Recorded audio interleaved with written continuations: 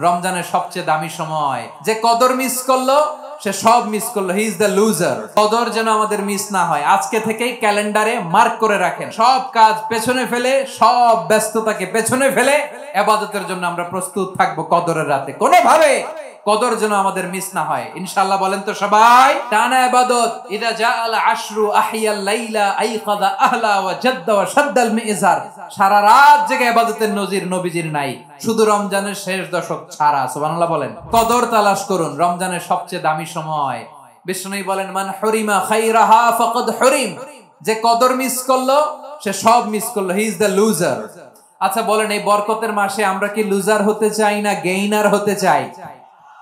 সবাই বলেনি, বলেন এই রমাদানে আমরা লুজার হব না গেইনার হব?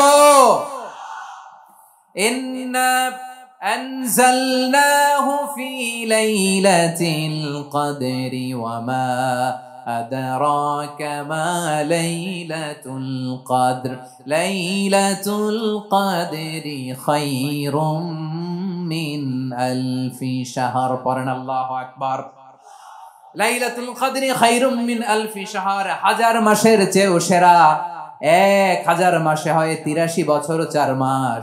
83 বছর 4 মাস টানা ইবাদত করলে যেই সওয়াব, কদরের রাতে ইবাদত করলে অতটুকু সওয়াব আপনি পাবেন, আল্লাহ সেটা বলে নাই। আল্লাহ বলে তার চাইতে বেশি সওয়াব দিয়ে আপনার আমলনামা ভরে দিবে কে? কদর যেন মিস না হয়। 21, 23, 25, 27, 29 নাকি খালি 27? আপনারা কি খালি 27? হ্যাঁ না, ফালতামিসু ফিল আশরিল আওয়াখিরি ফিল মিনাল ভিতরি। রমজানের শেষ দশকের বেজর রাতগুলোকে কদর হিসেবে তালাশ করো। আল্লাহর হাবিব সাল্লাল্লাহু আলাইহি ওয়াসাল্লাম শেষ 10 দিন টানা ইবাদত করতেন, টানা ইবাদত।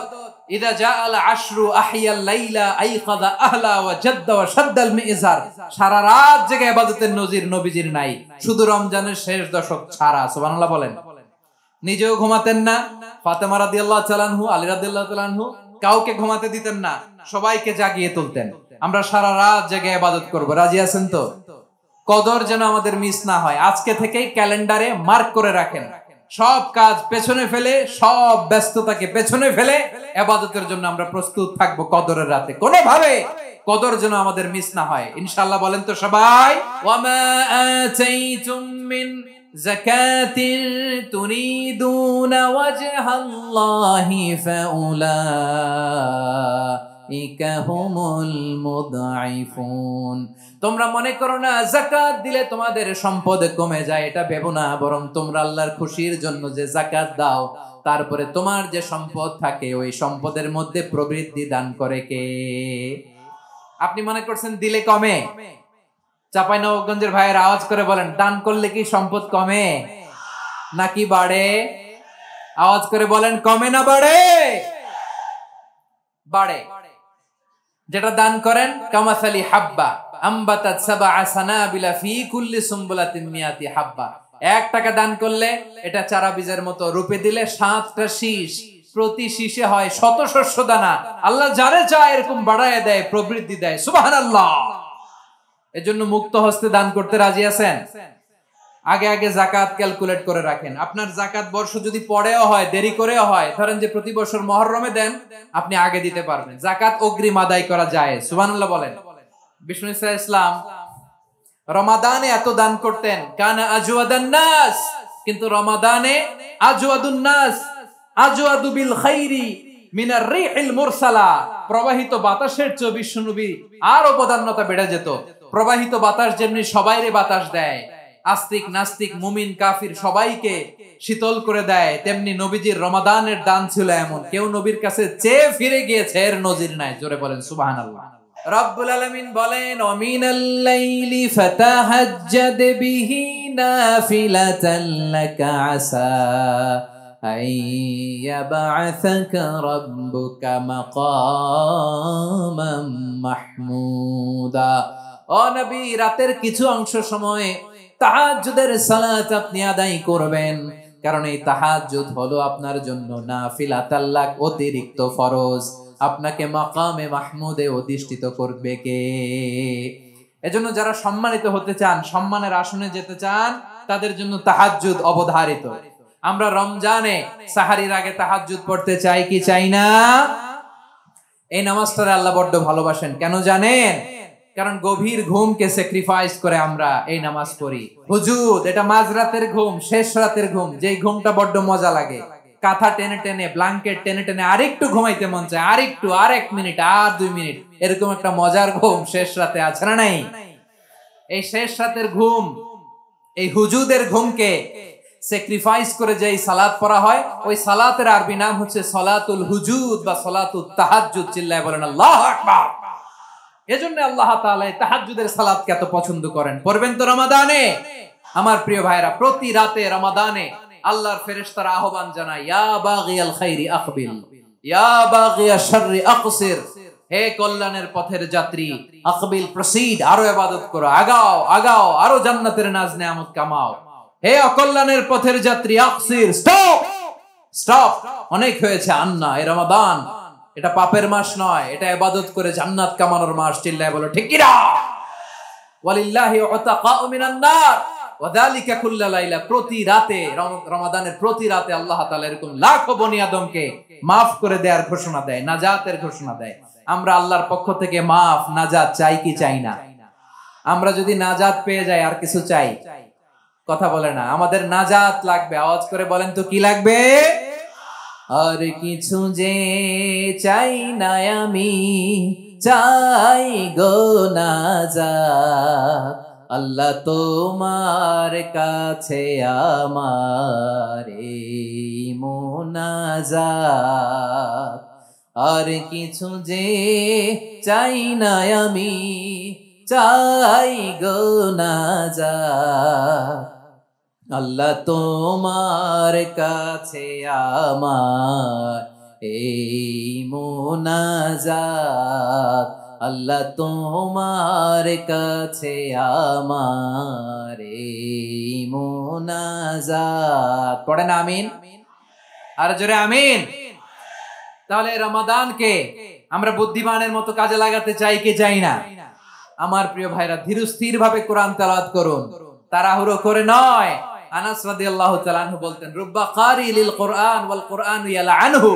কোরআনের অনেক কারি আছে যারা কোরআন পড়ে কিন্তু সওয়াব পায় না, বরং আল্লাহর কোরআন তার বিরুদ্ধে আল্লাহর দরবারে নালিশ করে আর লানত করতে থাকে। আমরা কি ওইরকম কোরআনের তেলাওয়াতকারী হতে চাই? না। ধীরস্থির ভাবে, ওয়ারাত্তিলিল কুরআনা তারতিলা, তারতিলের সাথে পড়বেন। বিষ্ণু ইসা ইসলাম কানা ইয়ামুদ্দু সাওতাহু মাদ্দান, টেনে টেনে পড়তেন। আলহামদুলিল্লাহি রাব্বিল আলামিন আর রহমানির রহিম মালিকি ইয়াউমিদ্দিন ইয়্যাকা না'বুদু ওয়া ইয়্যাকা নাস্তাঈন ইহদিনাস সিরাতাল মুস্তাকিম صراط الذين أنعمت عليهم غير المغضوب عليهم ولا الضالين। পড়েন আমিন। কানা ইয়ামুদ্দু সাওতাহু মাদ্দান, টেনে টেনে পড়তেন। ওয়া কানা ইউকাত্তিউ আয়াতাহু, ইউকাত্তিউ আয়াতান আয়াতান, প্রত্যেক আয়াত পড়ে পড়ে তিনি থামতেন। এভাবে কোরআন পড়তে হবে। আমাদের অনেক মা বোনেরা আজকের এই চাঁপাইনবাবগঞ্জের প্রোগ্রামের অনেকগুলো মহিলা প্যান্ডেল আমি ল্যান্ডিং করার সময় দেখেছি। আমার অনেক বোনেরা, ওনারা কোরআন খতম করতে যে এমন ভাবে তেলাওয়াত করেন, কোরআন তেলাওয়াতের আদব আর অবশিষ্ট থাকে না। আমরা তারতিলের সাথে তেলাওয়াত করব, যেমনটি আমি পড়ে শোনালাম। বিষ্ণু ইসলাম প্রতি আয়াত শেষে থামতেন, টেনে টেনে পড়তেন, তারতিলের সাথে পড়তেন, সুর করে পড়তেন। মান লাম ইয়াতাগান্না বিল কুরআন ফালাইসা মিন্না, যে সুর করে কোরআন পড়ে না সে আমার উম্মত হতে পারে। যাইনুল কুরআন বিআসওয়াতিকুম, বিষ্ণু বলেন সুর করে কোরআন পড়বা। অনেকে কোরআনের খতম তুলবার জন্য কোরআনরে একেবারে খতম করে দেয়, এরকম আছে না নাই? কোরআনের খতম তোলার জন্য কোরআনরে কি করে?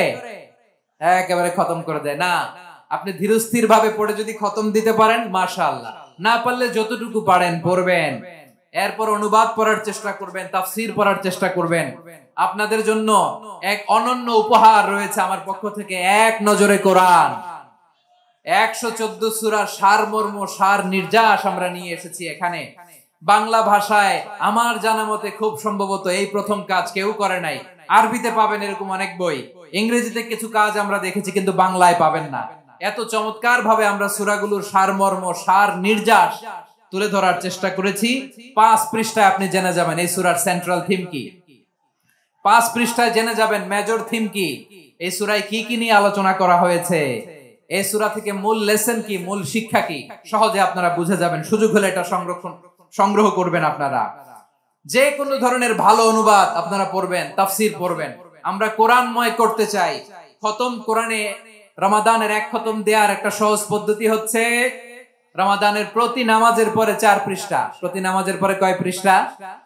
4 পৃষ্ঠা। তাহলে 5 ওয়াক্তে 4 পাঁচা 20 পৃষ্ঠা। হেফজে কোরআন গুলো 20 পৃষ্ঠা 1 পারা। এভাবে 30 দিনে আপনার 1 খতম হয়ে যাবে। আমরা যেন তার তিলের সাথে বিশুদ্ধভাবে কোরআন তেলাওয়াত করতে পারি। আল্লাহ তৌফিক দান করুক। পড়েন আমিন। রমাদানের রোজা, ইফতারি, সিয়াম, ইবাদত সব কিছুর মধ্য দিয়ে আপনাকে খেয়াল করতে হবে যে লাআল্লাকুম তাত্তাকুন, এই স্ট্যান্ডার্ড এটা অ্যাচিভ হচ্ছে কিনা আমাদের, যাতে করে তোমরা মুত্তাকি হতে পারো, আল্লাহ ভীরু হতে পারো। তাকওয়া, এটা হচ্ছে the essence of Islam. What is তাকওয়া? তাকওয়া মানে কি? তাকওয়ার সংজ্ঞা অনেকে অনেক ভাবে দিয়েছেন।